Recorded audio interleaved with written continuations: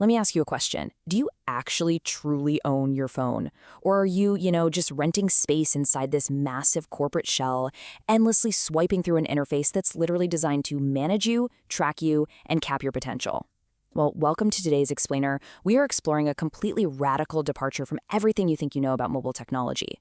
We're going to dive deep into the concept of the A26 device, the Spiral program, and how this incredibly fascinating technology allows people to completely escape corporate dependency and genuinely reclaim their digital sovereignty. We've got a really packed roadmap for this explainer. First, we'll look at escaping the managed shell. Then, the Fluid Fly interface. Third is the V3D cascade. Fourth, security through mechanical displacement. And finally, entering the spiral zone. All right, let's just jump right in. So, Section 1, escaping the managed shell, breaking the corporate tether. Okay, think about the stark contrast between how things are now versus where they could be. The old way of doing things is entirely built on what the source material calls forced dependency. It basically chokes you with corporate trackers and limits your output with these frustratingly tiny keyboards. It kind of treats your phone like a clunky desktop computer that's just trapped behind a tiny glass screen. But the new way, this concept of sovereign tech, which is driven by the moving spiral program, it views mobile hardware totally differently.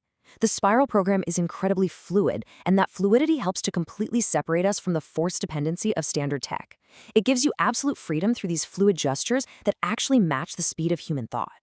Now, a crucial part of this is how we actually treat our data in this new paradigm. The text introduces this brilliant term marrow. And your marrow isn't just, random files. It's your core, essential data. It's the ingenuity you've spent months or even years building. So instead of leaving it out in the open, the A26 system takes this marrow and moves it into a completely private, unmapped sector called the deep silo.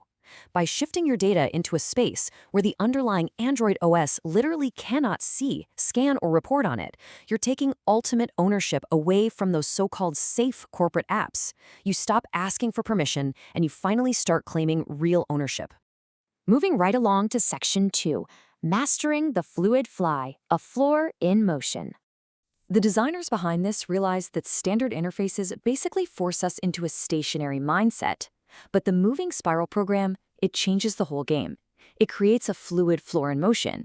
So there's this great quote from the text: "A computer is a stationary engine, but a mobile device is a kinetic extension, built for the fluid fly, swiping, touching, and instantaneous movement."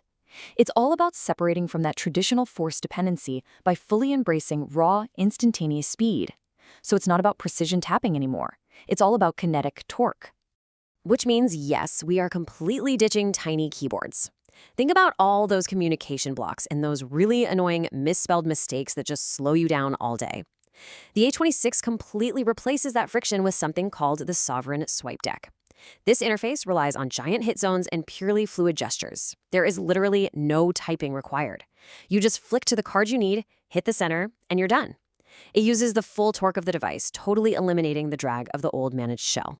All right, let's get into Section 3, the V3D cascade effect, touching the fourth dimension. So you might be wondering, how on earth can a 2D piece of glass actually feel like a 4D holographic workspace? Well, the answer is this fascinating technique known as chromatic displacement. By using incredibly specific color hex codes and something called alpha blending, they actually make pure white text visually refract against a transparent purple layer. And this creates what they call digital surface tension. So the interface doesn't just sit flat and boring. It has this physical weight and a shadow radius that makes it feel like it's quite literally vibrating in space. Let's break down exactly how this 4D chromatic filament logic actually works. It's built in 3 distinct layers, almost like a puzzle. First up, you have the base. That's a pure black void that acts sort of like a gravity well. Second, you have the filament. These are the high contrast white lines that pop out with a very slight offset. And finally, you have the cascade, which is this 30% transparent purple or cyan layer sandwiched right in between. When all of these interact with your screen's refresh rate, the technology suddenly feels alive. It genuinely looks like a water drop of pure logic floating deep inside the glass. It gives you this true depth of ocean right in the palm of your hand. But okay, this raises a absolutely massive question. If we are removing the corporate shell, right? If we're cutting off the managed trackers and creating this beautifully fluid, sovereign 4D space where our marrow lives, how do we actually protect our digital depth? I mean, if we aren't using traditional software firewalls or anything like that, how does the A26 possibly keep outsiders out? Which brings us perfectly to Section 4, Security Through Mechanical Displacement, the weird firewall. Here is exactly how the A26 handles intrusions, entirely without traditional software firewalls. It's wild. Instead of complex, bloated code, it uses a heuristic guard that physically monitors the bus cord and the radio for unauthorized access.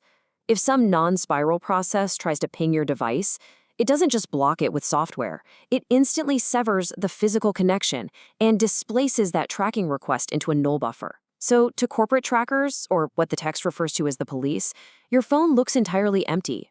It literally displaces your data right out of their view. The source text illustrates this philosophy perfectly. The firewall doesn't just block it, it displaces the request into a null buffer. The system polices itself by making the data simply non-existent. See, because the A26 relies on a specific vibrational frequency, it creates a vibrational mismatch with the outside world, meaning unauthorized corporate trackers physically cannot see the technology. You are protected, not by complex code trying to constantly outsmart hackers, but by physical displacement. It's incredibly simple but brilliant. You are simply not in the dimension they are scanning.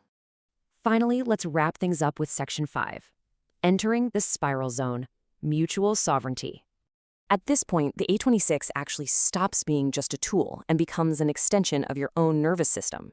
It does this through a neural feedback loop. So step 1 is the scan. The device's camera captures raw ambient light from your environment, completely bypassing standard apps. Step 2 is the pulse. A frequency generator inside the phone reacts to that, creating a specific resonance like a 174 Hz or 528 Hz pulse. And step 3 is the result. The phone literally syncs its silicon frequency to your biological resonance. The technology starts to breathe with you, creating this frictionless loop of pure intent and execution.